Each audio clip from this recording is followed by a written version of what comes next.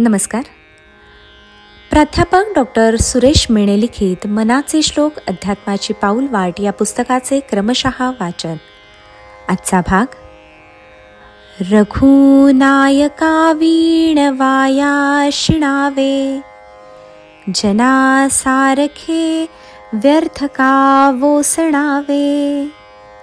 सदा सर्वदा नाम वाचे वसोदे, अहंता मनी पापिणी ते नसोदे. प्रपंचातली माणसं खूप कष्ट करत असतात. रात्रंदिवस राबत असतात. त्यांच्या मनामध्ये फक्त एकच विचार असतो की माझे व माझ्या कुटुंबाचे भले व्हावे. हे भले होणे सुद्धा ऐहिक सुखाशी निगडीत असते. राहायला घर हवे, खाण्यापिण्याची ददात नसावी, मानमरातब, पैसा अडका, सर्व काही असावे. त्याबरोबरच जमल्यास एखादे प्रतिष्ठेचे पदही मिळावे. यासाठी ते वाटेल ते कष्ट उपसत असतात व गरज पडली तर याही पेक्षा जास्त कष्ट उपसण्याची त्यांची तयारी असते. समर्थ सांगतात की या सर्व कष्टांना रामनामाची जोड नसते व त्यामुळेच त्यांचे कष्ट व्यर्थच असतात. म्हणून ते आपल्याला उपदेश करतात की असे कष्ट करून काय उपयोग? इतरांसारखेच आपणही का वागावे? सर्वसामान्य माणसं व आपण यात काही फरक ठेवणार की नाही? सामान्य माणसाचं वर्तन हे एखाद्या पशुसारखं असतं. आहार, निद्रा, भय असं त्यांचं वर्तन असतं. भरपूर आहार, भरपूर झोप, सतत मनामध्ये दुसऱ्याकडून मारले तर जाणार नाही ना याची भीती, एवढंच त्यांना ठाऊक असतं. सर्वसामान्य माणसं देखील याचप्रमाणे म्हणजेच पशुप्रमाणे वर्तन करतात.